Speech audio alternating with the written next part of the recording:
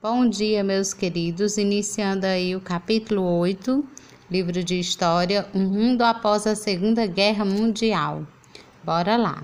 O desfecho aí da Segunda Guerra se deu no Pacífico, em agosto de 1945, quando os Estados Unidos da América lançaram aí 2 bombas atômicas, uma em Hiroshima e outra em Nagasaki. Após o fim da guerra, houve uma bipolarização do mundo. De um lado, a União das Repúblicas Socialistas Soviéticas e do outro, os Estados Unidos, socialismo versus capitalismo. Cada governo defendia um modelo econômico distinto, procurando aí influenciar os demais países. A disputa econômica e de modelo de poder gerou outras disputas. E aí deu início à Guerra Fria. Bora entender o que é a Guerra Fria. Os Estados Unidos e a União Soviética foram aliados durante a Segunda Guerra Mundial. Apesar de apresentarem sistemas econômicos diferentes. O primeiro, que é os Estados Unidos, é capitalista e a União Soviética é socialista. Lutaram juntos para vencer a ofensiva nazista, a Alemanha, e, no entanto, era previsível que essa aliança não fosse durar muito tempo. Afinal, as duas potências tinham interesses antagônicos e concepções econômicas, políticas e sociais totalmente diferentes. Depois de 1945, as duas nações entraram em disputa pela hegemonia global. Ambas queriam garantir influência política e econômica sobre o maior número possível de países, além de mostrar que seus valores culturais e sociais eram superiores. Mesmo ostentando evidente rivalidade, nunca se enfrentaram diretamente em um conflito bélico. Por essa razão, a disputa pela hegemonia mundial passou a ser chamada de Guerra Fria. Ou seja, havia competição, mas ela acontecia sem confrontos diretos entre as duas potências.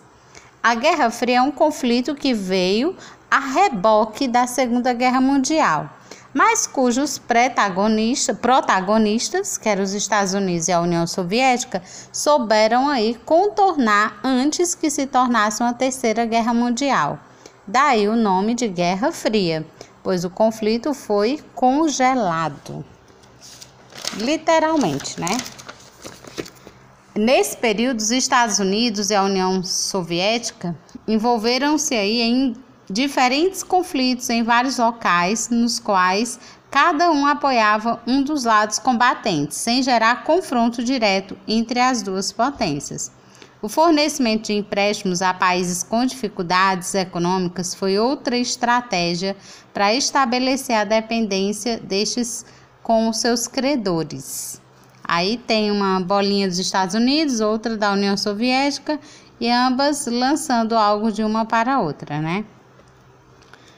Plano Marshall, ou Comecon. Enquanto a União Soviética ampliava sua área de influência no leste europeu, os Estados Unidos buscavam uma estratégia política capaz de deter o avanço soviético. Em março de 1947, o presidente estadunidense Harry Trump comprometeu-se perante o Congresso a conter o expansionismo soviético na Europa. O conjunto de medidas foi denominado Doutrina Trump. Uma das estratégias encontradas aí pelo governo foi a elaboração do Programa de Recuperação Europeia, mais conhecido como Plano Marshall. Essa denominação é uma homenagem a George Marshall, criador do programa e então secretário do Estado do governo. O plano consistia em um programa de ajuda econômica à Europa para financiar a reconstrução dos países atingidos pela Segunda Guerra Mundial. Além desses objetivos, havia também outros propósitos. Ampliar a área de influência dos Estados Unidos, evitar que países europeus em dificuldades financeiras se aliassem à União Soviética, manter afastada do Oriente qualquer influência soviética, combatendo a possibilidade de algum país aderir ao regime socialista. Aqui é um cartaz de propaganda do Plano Marshall em 1950, no qual a Europa é representada por um navio no mar com velas que identificam aí os países que aderiram ao plano. Nele está escrito Europa, todas as nossas cores ao mastro. Com base aí nesse último objetivo, que é manter afastado do Oriente qualquer influência soviética, os estadunidenses formaram duas alianças militares, a ANZUS, que é Austrália, Nova Zelândia e Estados Unidos, e a OTAS, que é a Organização do Tratado da Ásia do Sudeste. A União Soviética também ela se mobilizou para organizar um projeto capaz de auxiliar economicamente os países sob sua influência, como a Polônia e a Hungria. A preocupação dos soviéticos era evitar que esses países fossem atraídos pelo bloco capitalista, seduzidos aí pelo apoio financeiro oferecido pelos Estados Unidos. Para tanto, em 1949, a União Soviética liderou a organização do Conselho de Assistência Econômica Mútua, Comecon, para auxiliar no desenvolvimento dos países do bloco socialista. A OTAN e Pacto de Varsóvia, o que foi? Bora lá. Organização do Tratado do Atlântico Norte, OTAN, foi criada em abril de 1949, liderada pelos Estados Unidos. Seu principal objetivo, à época de sua criação, era garantir apoio militar mútuo caso algum dos países membros sofresse qualquer ameaça por parte do bloco comunista. Faziam parte da OTAN a Alemanha Ocidental, Bélgica, Canadá, Dinamarca, Estados Unidos, Finlândia, França, Grécia, Holanda, Itália, Luxemburgo, Noruega, Portugal, Reino Unido e Turquia. Aí é a bandeira da OTAN, que é a Organização do Tratado do Atlântico Norte. É azul com a rosa dos ventos ao centro e foi aprovada em outubro de 1953.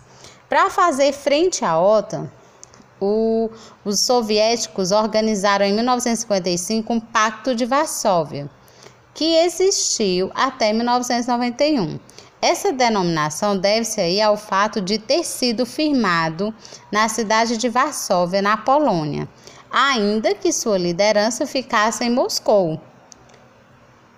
O Pacto de Varsóvia foi um acordo militar entre a União Soviética e seus aliados do leste europeu: Albânia, República Democrática Alemã, Bulgária, Hungria, Polônia, Romênia e Tchecoslováquia. Tinha o mesmo objetivo da OTAN, ou seja, garantir apoio militar mútuo caso algum dos países membros sofresse ameaças, porém nesse caso do bloco capitalista. Tanto a OTAN quanto o Pacto de Varsóvia contavam aí com exércitos equipados com diversos armamentos, como tanques, aviões, submarinos, e assim estavam prontos para entrar em ação a qualquer momento, diante de uma eventual ameaça. Contudo, durante anos da Guerra Fria, nunca se enfrentaram diretamente nenhum conflito. Bem, aí vocês estão vendo o emblema do Pacto de Varsóvia, no centro a inscrição União da Paz e do Socialismo. Corrida armamentista. Bom, a produção de armamentos ganhou aí uma nova dimensão ao final da Segunda Guerra Mundial e ficou conhecida como corrida armamentista. No contexto da Guerra Fria, tanto os Estados Unidos quanto a União Soviética se preocuparam em divulgar aos demais países que dispunham de armamentos construídos com as tecnologias mais avançadas, buscando aí mostrar superioridade sobre o outro. Dois casos exemplificam como essa corrida armamentista acontecia. A União Soviética ela estava preocupada com o fato de os Estados Unidos terem desenvolvido a bomba atômica. Então, em 1949, os soviéticos explodiram sua primeira bomba dessa espécie em um teste. Em 1952, os estadunidenses fizeram um teste bem-sucedido com a bomba de hidrogênio, bomba H. Os soviéticos construíram o mesmo tipo de bomba no ano seguinte. E essa era a corrida armamentista, um querendo ser mais superior que o outro, né? Esse clima aí da corrida armamentista, que impunha aí uma cultura de disputa entre as duas potências, acabou aí gerando excessos e uma certa histeria nos Estados Unidos. A passagem aí de vários países do leste europeu e da Ásia para o socialismo e, sobretudo, o fato de os dois soviéticos terem começado a produzir bombas atômicas e de hidrogênio deixaram amplos setores da sociedade estadunidense atônitos. Nesse contexto, no início da década de 1950, o senador Joseph iniciou aí uma campanha anticomunista com atitudes exaltadas. Foi colocada em prática uma verdadeira caça aos comunistas no território estadunidense. Qualquer indivíduo que fosse acusado de exercer atividades anti-americanas ou de simpatizar com o socialismo era chamado para depor diante do Congresso. Essa campanha, conhecida como macartismo, não poupou nem as celebridades, carreiras políticas foram destruídas, pessoas dignas foram difamadas e a censura foi aplaudida. O físico Robert, contrário ao desenvolvimento do projeto da bomba H, ele foi caluniado. O ator e diretor de cinema Charlie Chaplin teve aí de deixar os Estados Unidos por conta de suas posições simpáticas ao socialismo. Nas universidades, muitos professores foram considerados anti-americanos, sendo demitidos por isso.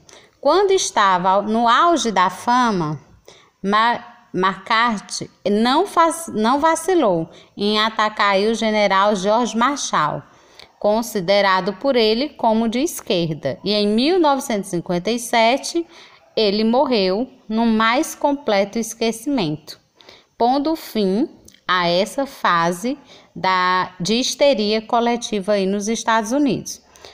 Olha aí, o casal Rosenberg, Ethel e Julius, em fotografia, que fez parte aí do inquérito do governo estadunidense, ambos foram condenados à morte sob a acusação de entregar segredos militares aos soviéticos. Apesar de as provas terem sido inconsistentes, o casal ainda assim foi executado, né? Houve também uma corrida espacial. Com a derrota nazista, muitos cientistas alemães foram para os Estados Unidos e para a União Soviética. Nesses países integraram grupos de pesquisa sobre novos armamentos e sobre também a conquista do espaço. Em 4 de outubro de 1957, os soviéticos colocaram o primeiro satélite artificial no espaço. No ano seguinte, os estadunidenses responderam com o lançamento do Explorer 1. A corrida espacial tomou grandes proporções no contexto mundial, quando os soviéticos colocaram os primeiros seres vivos no espaço. Primeiro a cadela Laika, depois o cosmonauta Yuri Gagarin, e os estadunidenses lançaram aí o primeiro satélite de comunicação no espaço. E no dia 20 de julho de 1969, os astronautas da Apollo 11 pousaram aí na Lua, né?